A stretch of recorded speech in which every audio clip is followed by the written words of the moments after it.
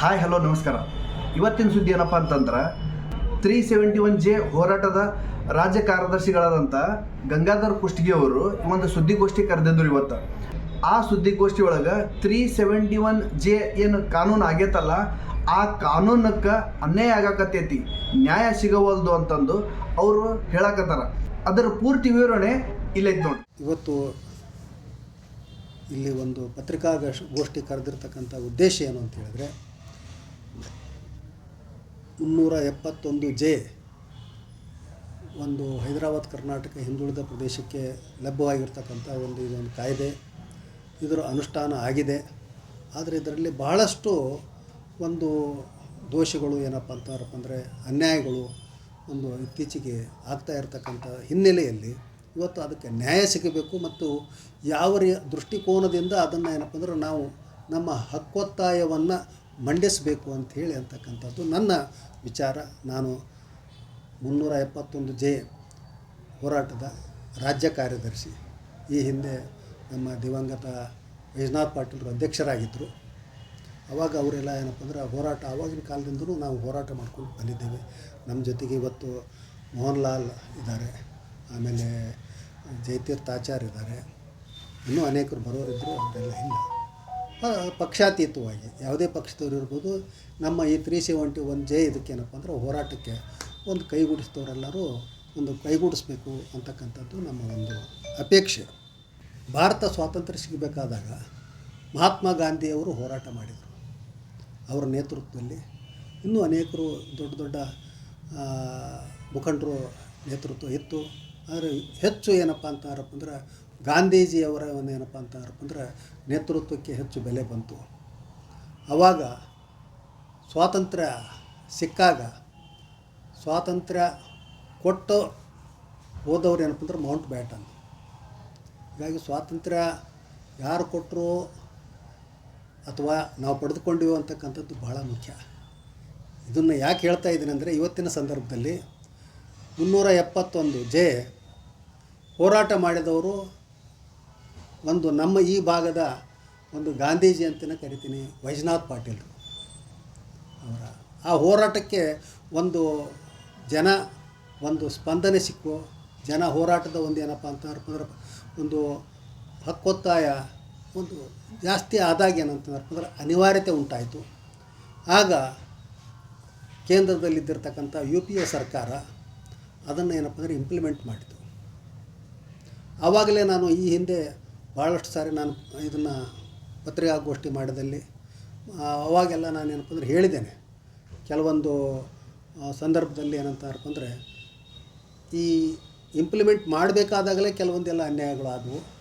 ಯಾಕೆ ಅಂತ ಹೇಳಿದರೆ, ಹೈದರಾಬಾದ್ ಕರ್ನಾಟಕಕ್ಕೆ ಸಂಬಂಧ ಪಡದೇ ಇರತಕ್ಕಂಥ HK ಪಾಟೀಲರು ಅಂದರೆ ಬಾಂಬೆ ಕರ್ನಾಟಕದವರು, ಅವರನ್ನು ಕ್ಯಾಬಿನೆಟ್ ಸಬ್ ಕಮಿಟಿ ಏನಪ್ಪ ಅಂತಂದ್ರೆ ಚೇರ್ಮನ್ ಮಾಡಿದರು. ಅದನ್ನು ನಾನು ಪ್ರತಿಭಟಿಸಿ ಅವ್ರು ಕರೆದಿರ್ತಕ್ಕಂಥ ಸಭೆಗೆ ಹೋಗಲಿಲ್ಲ ಅಂಥೇಳಿ ನಾನು ಆಗಲೇ ಹೇಳಿದ್ದೆ. ಈಗಲೂ ಕೂಡ ಇವತ್ತು ನಾನೇನು ಹೇಳ್ತಾ ಇದ್ದೀನಿ ಅಂತಂದರೆ, 371J ಅಂತಂದರೆ ಏನು ಅಂಥೇಳಿ ಎಲ್ಲರಿಗೂ ಗೊತ್ತಿದೆ. ಅದರಲ್ಲಿ ಏನಂತಾರೆ ವಿದ್ಯಾ ಮತ್ತು ಶಿಕ್ಷಣ ಮತ್ತು ಉದ್ಯೋಗ, ಇದರಲ್ಲಿ ಏನಪ್ಪ ಅಂದರೆ ಸೂಕ್ತವಾದ ಏನಪ್ಪ ಅಂತಂದ್ರೆ ಮೀಸಲಾತಿಗಳು ಸಿಗಬೇಕು ಅಂತಕ್ಕಂಥದ್ದು ಒಂದು ಅದನ್ನು ಏನಪ್ಪ ಅಂತಂದ್ರೆ ನೋಡಿ ಸಹಿಸ್ಲಿಕ್ಕೆ ಆಗ್ತಾಯಿಲ್ಲ. ಅಂದರೆ ಹೈದರಾಬಾದ್ ಕರ್ನಾಟಕದ ಹೊರತುಪಡಿಸಿದ ಅನೇಕ ಜಿಲ್ಲೆಗಳಿಗೆ. ಆದರೆ ಆ ಜಿಲ್ಲೆಗಳ ಸಾಮಾನ್ಯ ಜನರು ಇದನ್ನು ಮಾಡ್ತಾ ಇದ್ದಾರೆ ಅಂತೇಳಿ ನನಗೆ ಅನಿಸ್ತಾ ಇಲ್ಲ. ಆ ಜಿಲ್ಲೆಗಳಿಗೆ ಅನ್ಯಾಯ ಆಗ್ತಾ ಇದೆ ಅಂತಕ್ಕಂಥ ಒಂದು ಕೂಗನ್ನು ಎಬ್ಬಿಸಿದ್ದು ಒಂದು ರಾಜಕೀಯ ಅಂಥೇಳಿ ನನಗೆ ಅನಿಸ್ತಾ ಇದೆ. ಹಾಗಾಗಿ ಆ ರಾಜಕೀಯ ಕೂಗದು ಅಲ್ಲೇ ಜನರು, ಸಾಮಾನ್ಯ ಜನರು ಏನಂತಾರಪ್ಪ ಅಂದರೆ, ಏನೋ ಹೈದರಾಬಾದ್ ಕರ್ನಾಟಕ ಹಿಂದುಳಿದಿತ್ತು, ಅದಕ್ಕೇನೋ ಒಂದು ವಿಶೇಷ ಕೊಟ್ಟಿದ್ದಾರೆ, ಅವರು ಹಿಂದುಳಿದವ್ರು ಮುಂದೆ ಬರಲಿ ಅಂತಕ್ಕಂಥ ಒಂದು ಸದ್ಭಾವನೆ ಇರಲಿಕ್ಕೆ ಸಾಕು. ಆದರೆ ಕೆಲವು ಕುಮ್ಮಕ್ಕು, ಕೆಲವು ಪಿತೂರಿ ಏನಿದ್ದಾವೆ, ಅದರಿಂದಾಗಿ ಏನಪ್ಪ ಅಂತಂತಂದರೆ ಬೆಂಗಳೂರಲ್ಲಿ ಏನಪ್ಪ ಅಂದ್ರೆ ಅವರು ಮಾನವ ಸರಪಳಿ ಮಾಡಿದರು. ಅಲ್ಲಿ ಹೈದರಾಬಾದ್ ಕರ್ನಾಟಕಕ್ಕೆ ಈ ಥರ ಕಲ್ಯಾಣ ಕರ್ನಾಟಕ ಅಂತೇಳಿ ವಿಶೇಷ ಮೀಸಲಾತಿ ಕೊಟ್ಟು ನಮಗೆ ಅನ್ಯಾಯ ಆಗ್ತಾಯಿದೆ ಅಂತ ಕೇಳಿದರು. ನಾನು ಹೇಳ್ತಾ ಇದ್ದೀನಿ, ಶತಮಾನಗಳಿಂದ ಒಂದು ತುಳಿತಕ್ಕೊಳಪಟ್ಟಿರ್ತಕ್ಕಂಥದ್ದು, ಅದನ್ನು ಅಧ್ಯಯನ ಮಾಡಲಿಕ್ಕೆ ಕೊಟ್ಟರು. ಆ ಅಧ್ಯಯನ ಮಾಡಿದ ಮೇಲೂ ಸಹಿತ ಗೊತ್ತಾಯ್ತು ಎಲ್ಲ ಭಾಗಗಳಿಗಿಂತ ಏನಪ್ಪ ಅಂದರೆ ಇದು ತೀರಾ ಹಿಂದುಳಿದ ಭಾಗ ಅಂಥೇಳಿ. ಮತ್ತು ಇಷ್ಟು ಹಿಂದುಳಿದು ಇಷ್ಟೆಲ್ಲ ಒಂದು ಶೋಷಣೆಗೊಳಗಾಗಿರ್ತಕ್ಕಂಥ ಸಂದರ್ಭದಲ್ಲಿ ಅವರು ನಮ್ಮದೇ ಆಗಿರ್ತಕ್ಕಂಥ ಕನ್ನಡಿಗರು, ನಮ್ಮದೇ ಅಕ್ಕಪಕ್ಕದ ಜಿಲ್ಲೆಯವರು ಪಾಪ ಹಿಂದುಳಿದಿದ್ದಾರೆ ಅಂಥೇಳಿ ಅವರು ಎಂದೂ ಮಾನವ ಸರಪಳಿ ಮಾಡಲಿಲ್ಲ, ಹೋರಾಟ ಮಾಡಲಿಲ್ಲ. ಇವತ್ತು ಅವ್ರಿಗೆ ತಮಗೆ ಅನ್ಯಾಯ ಆಗ್ತಾಯಿದೆ ಅಂತೇಳಿ ನಮ್ಮಿಂದ ಅನ್ಯಾಯ ಆಗ್ತಾಯಿಲ್ಲ. ಯಾವುದೇ ಒಂದು ಮೀಸಲಾತಿ ವಿಶೇಷ ಸ್ಥಾನಮಾನ ಅಂತಕ್ಕಂಥದ್ದು ಏನಂತ ಹೇಳಿದ್ರೆ ಒಂದು ಏನಂತಾರಪ್ಪ ಅಂದರೆ ಎಲ್ಲರಿಗೂ ಒಂದು ಪ್ರಜಾಸತ್ತಾತ್ಮಕವಾಗಿ ಒಂದು ಮುನ್ನೆಲೆಗೆ ಬರಬೇಕಾದ್ರೆ ಒಂದು ಸಪೋರ್ಟ್ ಅಂತಕ್ಕಂಥದ್ದು ಇರ್ತದೆ. ಆ ಒಂದು ಉದ್ದೇಶಕ್ಕಾಗಿ ಮೀಸಲಾತಿ ಇದು. ಇಲ್ಲಾಂದರೆ ಮೀಸಲಾತಿಗೆ ಇದನ್ನೇ ಇಲ್ಲ. ಈಗ SC ST ಮೀಸಲಾತಿ ಇದೆ. SC ST ಮೀಸಲಾತಿಯಿಂದ ನಮಗೆ ಅನ್ಯಾಯ ಆಗ್ತಾಯಿದೆ ಅಂತ ನಾವು ಹೋರಾಟ ಮಾಡಬೇಕಾ ಇವತ್ತು? ಉಳಿದಂಥವ್ರು ಅರ್ಥ ಏನದು? ಮೀಸಲಾತಿಯಿಂದ ನಮಗೆ ಅನ್ಯಾಯ ಆಗ್ತಾಯಿದೆ ಅಂತಲ್ಲ, ಅವ್ರು ಮುಂದೆ ಬರಲಿ ಅಂತಕ್ಕಂಥ ಸದ್ಭಾವನೆಯಿಂದ ಇವತ್ತು ಯಾರೂ ಹೋರಾಟ ಮಾಡಲ್ಲ ಅಲ್ಲಿ ಅವರು SC ST ಇಂದ. ಹಾಗಾಗಿ ಇಲ್ಲಿ ಹೈದರಾಬಾದ್ ಕರ್ನಾಟಕ 371 ಜೇಲಿಂದ ನಮಗೆ ಅನ್ಯಾಯ ಆಗ್ತಾಯಿದೆ ಅಂತಕ್ಕಂಥದ್ದು ಏನಿದು, ಇದು ರಾಜಕೀಯ ಕುಮ್ಮಕ್ಕು ಅಂತ ನಾನು ಹೇಳ್ತಾ ಇದ್ದೀನಿ. ಹಾಗಾಗಿ ಇವರು ಇವತ್ತೇನಪ್ಪ ಅಂದರೆ ಹಲವಾರು ಕಡೆಗೆ ಏನಪ್ಪ ಅಂದರೆ ಹೋರಾಟಗಳು ಆಗಿದ್ದಾವೆ. ನಮ್ಮ ಜಿಲ್ಲೆಯಲ್ಲಿ ಆಯಿತು, ರಾಯಚೂರಿನಲ್ಲಿ ಆಯಿತು. ಇದು ಒಂಥರ ನನಗೇನು ಅನಿಸುತ್ತೆ ಅಂತಂದರೆ ಕೂಸನ್ನು ಚೂಟಿ ಅಳಿಸೋದು ಮತ್ತು ತೊಟ್ಟಿಲು ತೂಗೋದು ಆಗ್ತಾಯಿದೆ. ಚೂಟಿ ಅಳಿಸೋರು ಅವರೇ, ತೊಟ್ಟಿಲು ತೂಗೋರು ಅವರೇ. ಎಂಥ ಒಂದು ಸಂಕೀರ್ಣ ಪರಿಸ್ಥಿತಿ ಅಂತಕ್ಕಂಥದ್ದು ನಾನು ಹೇಳ್ತಾ ಇದ್ದೀನಿ. ಅವರೆಲ್ಲ ಕಾಂಗ್ರೆಸ್ ವಕ್ತಾರರು ಕೆಲವರು. ಇವತ್ತು ನಾನು ಅದಕ್ಕೇನು ಹೇಳ್ತಾ ಇದ್ದೀನಿ, ಮೊದಲು ಈ ಕಾನೂನು ಮಂತ್ರಿ ಆಗಿರ್ತಕ್ಕಂಥ HK ಪಾಟೀಲರು ಅವ್ರನ್ನ ಏನಪ್ಪ ಅಂದ್ರೆ ಆ ಖಾತೆಯಿಂದ ತೆಗೆದು ಹಾಕಬೇಕು. ಇದು ನನ್ನ ಒತ್ತಾಯ. ಕಾನೂನು ಮಂತ್ರಿಯವ್ರನ್ನ ಬದಲು ಮಾಡಬೇಕು. ಯಾಕಂದರೆ ಅವರೇ ಪತ್ರ ಬರೆದಿದ್ದಾರೆ. ಎಲ್ಲ ಏನಂತಾರಪ್ಪ ಅಂದ್ರೆ ಇದಕ್ಕೆ ಸಂಬಂಧಪಟ್ಟಿರ್ತಕ್ಕಂಥ ಇವು ಇದ್ದಾವೆ ನೇಮಕಾತಿಗಳು, ಅವನ್ನೆಲ್ಲ ತಡೆ ಹಿಡಿಬೇಕಂತೇಳಿ ಆ ಪತ್ರ ಎಲ್ಲ ಬಹಿರಂಗ ಆಗಿದೆ. ಮತ್ತು ಎಲ್ಲ ಹೋರಾಟ ಆದಮೇಲೆ ಹಲವಾರು ಕಾಂಗ್ರೆಸ್ಸಿಗರೇ ಹೋರಾಟ ಮಾಡಿದಾರಲ್ಲಿ. ಮತ್ತು ಅಲ್ಲಿ ಹೋಗಿ ತೆಗೆದು ಅದನ್ನೇನಪ್ಪ ಅಂದ್ರೆ ಆ ಪತ್ರನ ತೆಗೆದುಹಾಕಿ ಮತ್ತೆ ಸೆಟ್ರೇಟ್ ಮಾಡಿ ಮತ್ತೆ ಏನಪ್ಪ ಅಂದ್ರೆ ಯಾವುದು ಸ್ಥಗಿತಗೊಂಡಿದ್ದ ಅವನ್ನ ಕಾಲ್ಫಾರ್ ಮಾಡಬೇಕಾಗಿತ್ತಲ್ಲ, ಪ್ರಕ್ರಿಯೆ ಆರಂಭ ಆಗಬೇಕಾಗಿತ್ತಲ್ಲ. ಆಗಲಿಲ್ಲ. ಯಾಕೆ ಅಂದರೆ ಹುತ್ತವ ಬಡಿದರೆ ಹಾವು ಸಾಯದು. ಅದಕ್ಕೆ ಈ ಕಾನೂನು ಮಂತ್ರಿ HK ಪಾಟೀಲರು ಮೊದಲಿನಿಂದಲೂ ಏನಪ್ಪ ಅಂದ್ರೆ ಈ ಹೈದರಾಬಾದ್ ಕರ್ನಾಟಕ ಒಂದು 371Gಗೆ ವಿರೋಧಾಧಾರ ಅಂತ ಹೇಳ್ತಕ್ಕಂಥದ್ದು ನನ್ನ ಒಂದು ಘೋಷವಾಕ್ಯ. ಅದಕ್ಕೆ ಅವರು ಏನಪ್ಪ ಅಂತಂದ್ರೆ ಬೇರೆ ಯಾವುದಾದ್ರೂ ಮಂತ್ರಿಗಿರಿ ಕೊಡಲಿ ಅವರಿಗೆ. ನಮ್ಮ ಕಾನೂನು ಮಂತ್ರಿ ಮಾಡಿ ನಮ್ಮ ತಲೆ ಮೇಲೆ ತೂಗುನೆತ್ತಿ ಮಾಡ್ತಕ್ಕಂಥದ್ದು ಬೇಡ, ತೂಗುಗತ್ತಿ ಮಾಡ್ತಕ್ಕಂಥದ್ದು ಬೇಡ ಅಂತ. ತಲೆ ಮೇಲೆ ತೂಗುಗತ್ತಿ ಇದ್ದಂಗೆ HK ಪಾಟೀಲರು ಕಾನೂನು ಮಂತ್ರಿ ಇದ್ದರೆ ಅವರದು ಪರೋಕ್ಷ ಕುಮ್ಮಕ್ಕು ಏನು ಪ್ರತ್ಯಕ್ಷ ಕುಮ್ಮಕ್ಕಿದೆ ಗೊತ್ತಿಲ್ಲ ನನಗೆ. ಯಾಕೆ ಅಂತ ಹೇಳಿದರೆ ಅವರದೇ ಈಗ ನಾವೆಲ್ಲ ಇಲ್ಲಿ ಹೋರಾಟ ಸ್ಟಾರ್ಟ್ ಮಾಡಿದ ಮೇಲೆ ಅಲ್ಲಿ ಮಾನವ ಸರಪಳಿ ಏರ್ಪಾಟಾಗುತ್ತೆ. ಏನು ಇದು ಇವ್ರ ಪತ್ರ ಏನು ಯಾವಾಗ ಲೀಕ್ ಆಗುತ್ತೆ ಹೊರಗೆ ಬರ್ತದೆ, ಆನಂತರ ಮಾನವ ಸರಪಳಿ ಸ್ಟಾರ್ಟ್ ಆಗುತ್ತೆ. ಆನಂತರ ಹೋರಾಟಗಳು ಸ್ಟಾರ್ಟ್ ಆಗ್ತವೆ. ನಮ್ಗೆ ಅನ್ಯಾಯ ಆಗಿದೆ ಅಂತೇಳಿ. ಮೊದಲೇ ಯಾಕಾಗಲಿಲ್ಲ? ಹೌದಾ? ಮೊದಲು ಏನೋ ಮನವಿ ಪತ್ರ ಕೊಟ್ಟಿದ್ರು, ನಮ್ಗೆ ಅನ್ಯಾಯ ಆಗ್ತಾಯಿದೆ ಅಂತ ಕೆಲವು ಕೊಟ್ಟಿದ್ರು, ಆಗೋಯ್ತು. ಆದರೆ ಈಗ ಅದು ಯಾಕೆ ಮಾಡಿದರು ಅಂತ ಹೇಳಿದರೆ ಇವರು ತಮ್ಮ ಒಂದು ಪತ್ರಕ್ಕೆ ಸಮರ್ಥನೆ ತಂದುಕೊಳ್ಳೋದ್ರ ಸಲುವಾಗಿ. ಯಾಕೆ ಅಂತ ಹೇಳಿದರೆ ನೋಡಿ, ಎಲ್ಲ ಹೈದರಾಬಾದ್ ಕರ್ನಾಟಕ ಬಿಟ್ಟು ಉಳಿದಂಥ ಜಿಲ್ಲೆಯವರೆಲ್ಲರೂ ಒತ್ತಾಯ ಮಾಡಲಿಕ್ಕತ್ತಾರ, ಅದ್ರ ಸಲುವಾಗಿ ನಾವು ಮಾಡಿದ್ದೀವಿ ಅಂತ ಹೇಳಿಕೊಳ್ಳಿಕ್ಕೆ ಒಂದು ಸಮರ್ಥನೆಗಾಗಿ ಏನಂತಂದರೆ HK ಪಾಟೀಲರು ಒಂದು ಇಂಡೈರೆಕ್ಟಾಗಿ ಏನಪ್ಪ ಅಂತಂದ್ರೆ ಅದನ್ನು ಸೃಷ್ಟಿ ಮಾಡಿದರು ಅಂಥ ಹೋರಾಟಗಳನ್ನು ಅಂತ. ಆಮೇಲೆ ನಮ್ಮ ಜಿಲ್ಲೆಯವರು ಆಗಿರದೇ ಇರತಕ್ಕಂಥ ಏನಂತಂದ್ರೆ ವಲಸೆ ರಾಜಕಾರಣಿ ಆಗಿರ್ತಕ್ಕಂಥ ನಮ್ಮ ಶಿವರಾಜ್ ತಂಗಡಗಿಯವ್ರನ್ನ ಏನಪ್ಪ ಅಂದರೆ ಇಲ್ಲಿ ಜಿಲ್ಲಾ ಉಸ್ತುವಾರಿ ಮಂತ್ರಿ ಮಾಡಿದ್ದಾರೆ. ಮತ್ತು ಅವರ ಜಿಲ್ಲೆಯವರು ಸಹಿತ ಏನಪ್ಪ ಅಂದ್ರೆ ಸೇರಿ ನಮಗೆ ಏನಪ್ಪ ಅಂದ್ರೆ ಮಾನವ ಸರಪಳಿ ಮಾಡಿದ್ದಾರೆ ಹೈದರಾಬಾದ್ ಕರ್ನಾಟಕಕ್ಕೆ ವಿರುದ್ಧವಾಗಿ. ಮತ್ತು ಇವರು ಅದಕ್ಕೆ ಯಾವುದೇ ರೀತಿಯಿಂದ ಸ್ಪಂದನೆ ಮಾಡಿಲ್ಲ. ನಮ್ಮ ಕೃಷ್ಣಾ ಬಿ ಸ್ಕೀಮ್ ಹೋರಾಟಕ್ಕೂ ಸ್ಪಂದನೆ ಇಲ್ಲ ಅವ್ರದ್ದು. ಮತ್ತು ಇತ್ತೀಚೆಗೆ ತುಂಗಭದ್ರಾ ಡ್ಯಾಮ್ದು ಗೇಟ್ ಒಡೆದು ಅದೆಲ್ಲ ಆಯಿತು, ಅದಕ್ಕೂ ಸ್ಪಂದನೆ ಇಲ್ಲ ಅಂತಂದ್ರೆ ಅದನ್ನೆಲ್ಲ ಸರಿಪಡಿಸ್ಬೇಕಾಗಿತ್ತು. ಜಿಲ್ಲಾ ಉಸ್ತುವಾರಿ ಮಂತ್ರಿಯಾಗಿ ಅದೆಲ್ಲ ನೋಡಬೇಕು.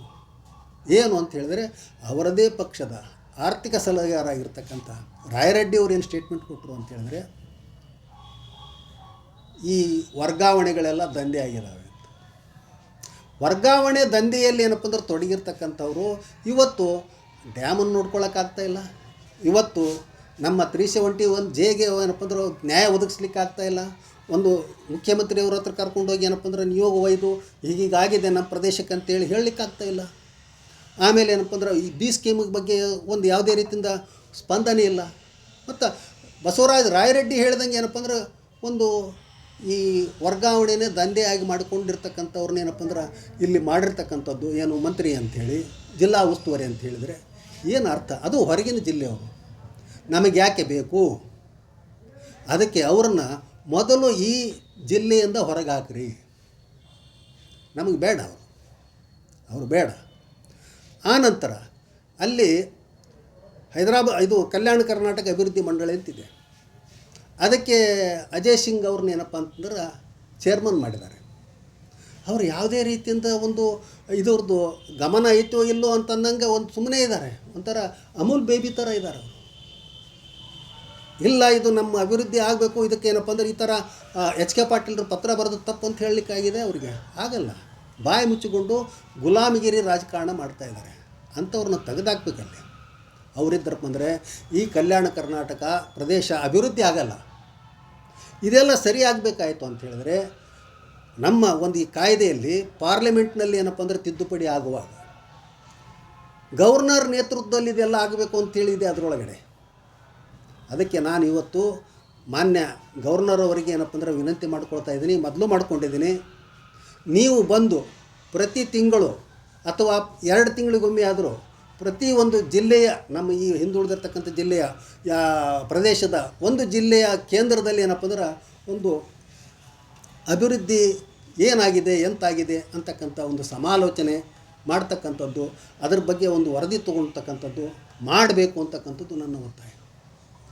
ಇವತ್ತೇನಪ್ಪ ಅಂದರೆ ಘೋಷಣೆ ಮಾಡಿದ್ದಾರೆ 400 ಕೋಟಿನೋ 200 ಕೋಟಿ ಇರಬೇಕದು, 250 ಕೋಟಿ ಏನು ರಾಜ್ಯಪಾಲರಿಗೆ ವಿವೇಚನಾ ಕೋಟ ಕೊಟ್ಟಿದ್ದೀವಿ ನಾವು. ಅವರು ಏನಪ್ಪ ಅಂದ್ರೆ ಈ ವಿಶ್ವವಿದ್ಯಾಲಯಗಳಿಗೆ ಏನಪ್ಪ ಅಂದ್ರೆ ಖರ್ಚು ಮಾಡಬೇಕು ಅಂತೇಳಿ. ಇದು ನಾನು ಹೇಳ್ತಾ ಇದ್ದೀನಿ. ವಿಶ್ವವಿದ್ಯಾಲಯಗಳಿಗೆ ಅಷ್ಟೇ ಸೀಮಿತ ಅಲ್ಲ, ರಾಜ್ಯಪಾಲರು ಇಡೀ 371ಗೆ ಅವರ ನೇತೃತ್ವದಲ್ಲಿ ನಡಿಬೇಕು. ಅವರು ಏನಪ್ಪ ಅಂದ್ರೆ ಅದಕ್ಕೆ ಮಾರ್ಗದರ್ಶಕರಾಗಬೇಕು.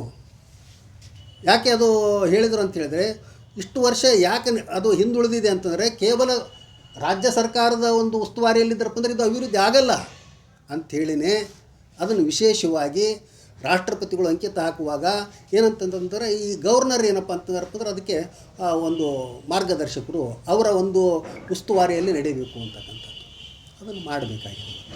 ಅದಕ್ಕೆ ಇವತ್ತು ರಾಜಕೀಯವಾಗಿ ಏನಪ್ಪ ಅಂದ್ರೆ ಮೂಗು ಹಿಡಿಯಬೇಕಾಗಿದೆ. ಇವತ್ತು ಯಾರು ಅಲ್ಲೇ ಮಮತಾ ಬ್ಯಾನರ್ಜಿ ಹೌದಾ ಒಂದು ಅತ್ಯಾಚಾರದ ಕೇಸ್ನಲ್ಲಿ ಹೋರಾಟ ಮಾಡಿದ್ರು, ಅತ್ಯಾಚಾರ ನಡೆದದ್ದು ಅವರದೇ ಸರ್ಕಾರದಲ್ಲಿ, ಅವರೇ ಹೋರಾಟಗಾರರು ಹೌದ್ರಾ. ಯಾರ ವಿರುದ್ಧ ಹೋರಾಟ? ಮಮತಾ ಬ್ಯಾನರ್ಜಿ ಸರ್ಕಾರದ ವಿರುದ್ಧನೇ ಹೋರಾಟ. ಇಂಥ ಒಂದು ಈ ಏನಂತಾರೆ ಅದಕ್ಕೆ ಒಂದು ನಗೆಪಾಟೀಲಿನ ಹೋರಾಟಗಳಿವೆ ಅಂತ. ಹಾಗೆಯೇ ಇಲ್ಲಿನೂ ಸಹಿತ 371J ಬಗ್ಗೆ ಯಾರು ಕಾಂಗ್ರೆಸ್ ವಕ್ತಾರರಿದ್ದಾರೆ, ಕಾಂಗ್ರೆಸ್ ಪಕ್ಷದವರಿದ್ದಾರೆ, ಅವ್ರು ಹೋರಾಟ ಮಾಡಿ ಎಲ್ಲರಿಗೂ ಜನರಿಗೆ ಏನಪ್ಪ ಅಂದ್ರೆ ಮೂಗಿ ತುಪ್ಪ ಒರೆಸ್ಬಿಟ್ರು. ಇಲ್ಲ ಏನಪ್ಪ ಅಂದ್ರೆ ಹೋರಾಟ ಮಾಡಿದ್ವಿ ನಾವು. ಯಾರು ಬಂದರು? ಶಿವರಾಜ್ ತಂಗಡಿಗೆ ಅವ್ರು ಬಂದ್ರಾ? ತೊಗೊಂಡ್ರಾ?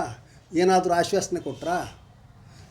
ಇವರು ರಾಯರೆಡ್ಡಿ ಅವರು ಬಂದ್ರಾ? ತೊಗೊಂಡ್ರಾ? ಕೊಟ್ರಾ ಆಶ್ವಾಸನೆ? ಅಥವಾ ಶರಣ್ ಪ್ರಕಾಶ್ ಪಾಟೀಲ್ ಬಂದು ಕೊಟ್ರಾ? ಪ್ರಿಯಾಂಕ ಖರ್ಗೆ ಕೊಟ್ರಾ? ಯಾರೂ ಇಲ್ಲ. ಪಾಪ ಅಲ್ಲಿ ಅವ್ರನ್ನ ಏನಪ್ಪ ಅಂದ್ರೆ ಬಲಿಪಶು ಮಾಡಿ ಏನಪ್ಪ ಅಂದ್ರೆ ಕಳಿಸ್ಬಿಟ್ಟಿದ್ದಾರೆ. ಯಾರನ್ನ ಒಬ್ಬರನ್ನ ನಾಗೇಂದ್ರ ಅವ್ರನ್ನೆಲ್ಲ ಎಲ್ಲಿ ಕಳಿಸ್ಬೇಕು ಅಲ್ಲಿ ಕಳಿಸ್ಬಿಟ್ಟಿದ್ದಾರೆ. ಅವರು ಇಲ್ಲ, ಯಾರೂ ಇಲ್ಲ.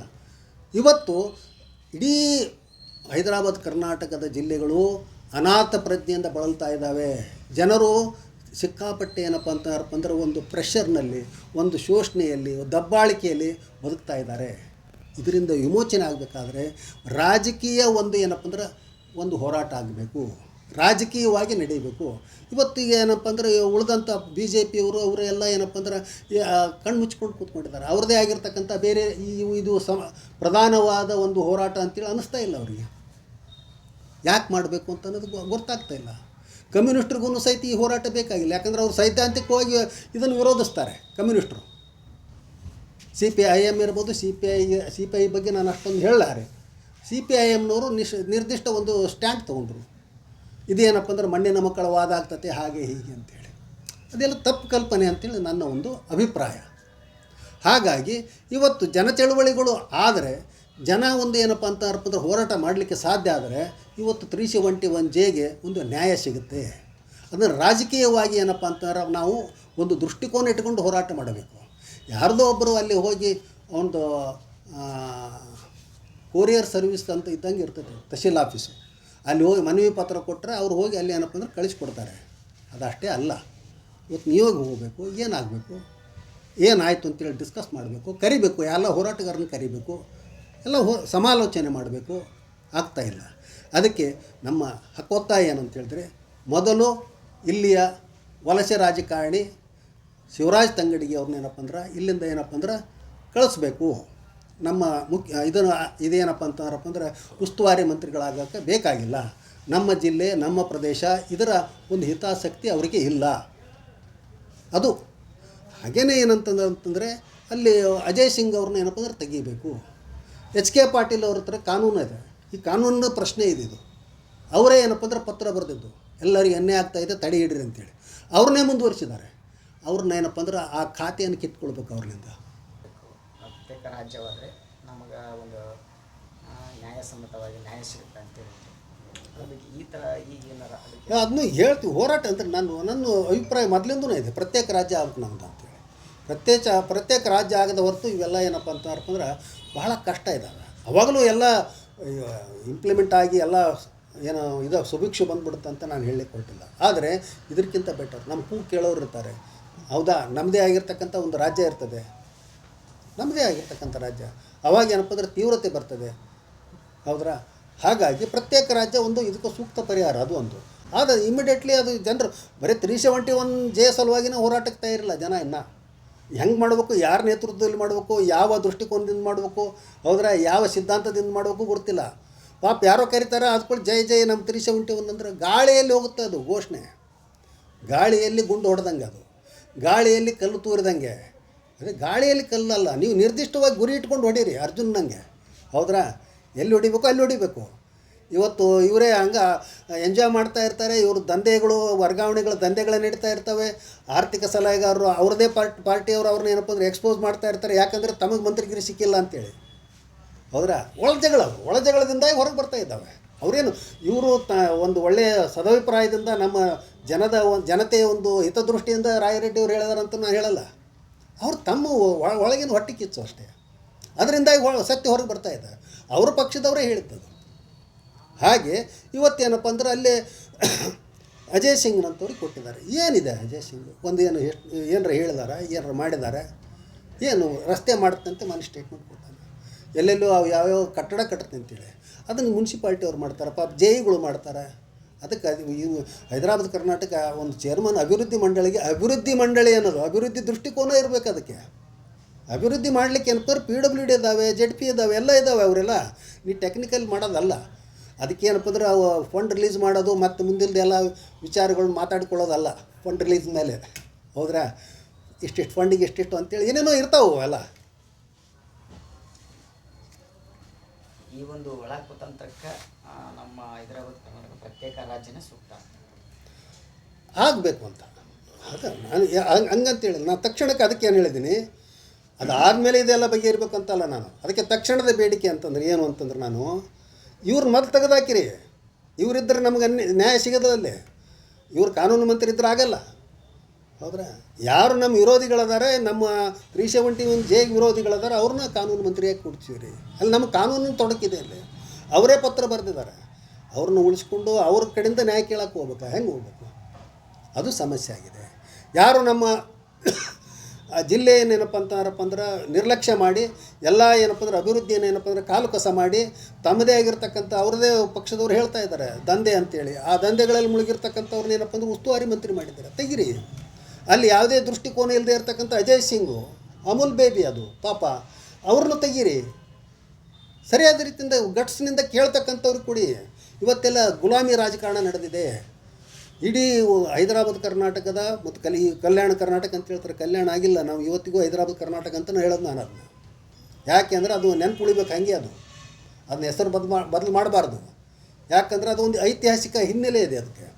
ಹೈದರಾಬಾದು ನಿಜಾಮರ ದಬ್ಬಾಳಿಕೆಯಲ್ಲಿ ತುಳಿದು ಅದು ಏನಪ್ಪ ಅಂದ್ರೆ ತುಳಿತಕ್ಕೊಳಪಟ್ಟು ನಮ್ದು ಏನಪ್ಪ ಅಂದ್ರೆ ಭಾಳ ಹಿಂದುಳಿದಿರ್ತಕ್ಕಂಥದ್ದು ಅಂತಕ್ಕಂಥದ್ದು ಅದರದ್ದು ಅದಕ್ಕೆ ಆಗಿರ್ತಕ್ಕಂಥ ಒಂದು ಇದಿದೆ. ಅದಕ್ಕೆ ಹೈದರಾಬಾದ್ ಕರ್ನಾಟಕ ಅಂತ ನಾನು ಹೇಳ್ತೀನಿ.